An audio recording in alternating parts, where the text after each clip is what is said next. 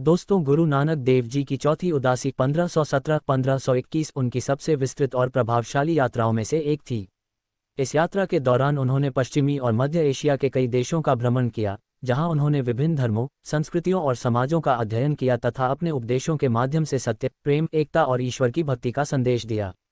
इस उदासी का मुख्य उद्देश्य विभिन्न धार्मिक मान्यताओं के अनुयायियों से संवाद स्थापित करना और उन्हें आध्यात्मिक ज्ञान प्रदान करना था। चौथी उदासी का उद्देश्य। गुरु नानक देव जी ने अपनी चारों उदासियों के माध्यम से विभिन्न भूभागों की यात्रा की और लोगों को ईश्वर की भक्ति के सच्चे मार्ग पर चलने की प्रेरणा दी। चौथी उदासी का उद्देश्य पश्चिमी और मध्य एशिया की धार्मिक, सामाजिक और सांस्कृतिक परिस्थितियों को समझना और वहां के लोगों को सिख धर्म के मूल सिद्धांतों से परिचित कराना था। इस यात्रा के दौरान उन्होंने इस्लामिक क्षेत्रों का भ्रमण किया, जहां विभिन्न धर्मों के अनुयायियों से उनकी मुलाकात हुई। उन्होंने सूफी संतों, मुस्लिम विद्वानों, हिंदू पंडितों और अन्य धर्मों के विचारकों के साथ गहन चर्चा की। इस यात्रा में उनके साथ भाई मर्दाना भी थे, जो रबाब वादन के माध्यम से उनकी शिक्षाओं का प्रचार करते थे। काबुल, अफगानिस्तान की यात्रा। गुरु नानक देव जी अपनी चौथी उदासी के दौरान सबसे पहले अफगानिस्तान के काबुल पहुंचे। ये शहर व्यापार और संस्कृति का प्रमुख केंद्र था। काबुल में उन्होंने कई विद्वानों, संतों और स्थानीय लोगों से संवाद किया। यहाँ उन्होंने सूफी संतों और इस्लामिक विद्वानों से चर्चा की, जहाँ उन्होंने प्रेम, करुणा और ईश्वर की भक्ति का संदेश दिया। कहा जाता है कि उनके उपदेशों से प्रभावित होकर कई लोगों ने अहिंसा और सत्य की राह अपनाई। बगदाद, इराक की यात्रा। काबुल से आगे बढ़ते हुए गुरु नानक देव जी बगदाद पहुंचे, जो इस्लामिक शिक्षा और सूफी मत का एक प्रमुख केंद्र था। यहाँ वे शेख बहलोल नामक एक प्रसिद्ध सूफी संत से मिले। बगदाद में गुरु नानक देव जी ने एक ऐतिहासिक संवाद किया, जिसमें उन्होंने ईश्वर की एकता, सत्य और प्रेम का संदेश दिया। उन्होंने वहां के धार्मिक नेताओं को यह समझाया कि सच्ची भक्ति जाति, धर्म या किसी विशेष परंपरा से ऊपर होती है।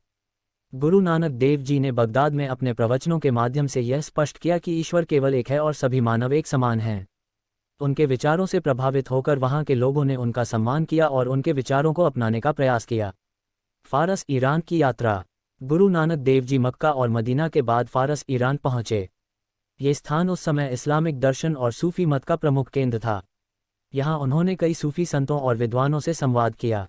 फारस में उन्होंने ज़रतुश्त धर्म के अनुयायियों से भी मुलाकात की और उनके धर्म के मूल सिद्धांतों पर चर्चा की। गुरु नानक देव जी ने उन्हें ये समझाया कि सभी धर्मों का मूल उद्देश्य एक ही है, मानवता की सेवा और ईश्वर की भक्ति।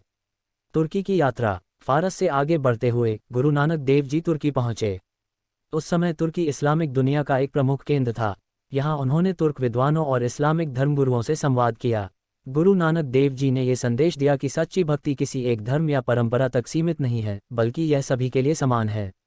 उन्होंने ये भी समझाया कि सभी इंसान एक ही परमात्मा की संतान हैं और हमें एक दूसरे से प्रेम और करुणा के साथ व्यवहार करना चाहिए। चौथी उदासी का प्रभाव और महत्व। गुरु नानक देव जी की चौथी उदासी केवल एक यात्रा नहीं थी, बल्कि यह एक आध्यात्मिक क्रांति थी। इस यात्रा के माध्यम से उन्होंने पश्चिमी और मध्य एशिया के लोगों को यह सिखाया कि सच्चा धर्म वह है जो मानवता की सेवा करे और सभी को एक समान दृष्टि से देखे। उनके संदेशों का गहरा प्रभाव पड़ा और उनके विचारों से प्रेरित होकर कई लोगों ने सच्चे धार्मिक मार्ग को अपनाया। उनकी शिक्षाएं केवल भारत तक ही सीमित नहीं रहीं, बल्कि उन्होंने विश्व स्तर पर मानवता को प्रभावित किया। गुरु नानक देव जी की चौथी उदासी उनकी सबसे महत्वपूर्ण यात्राओं में से एक थी। इस यात्रा के दौरान उन्होंने इस्लामिक दुनिया, फारस, तुर्की और अन्य देशों में अपने उपदेश दिए।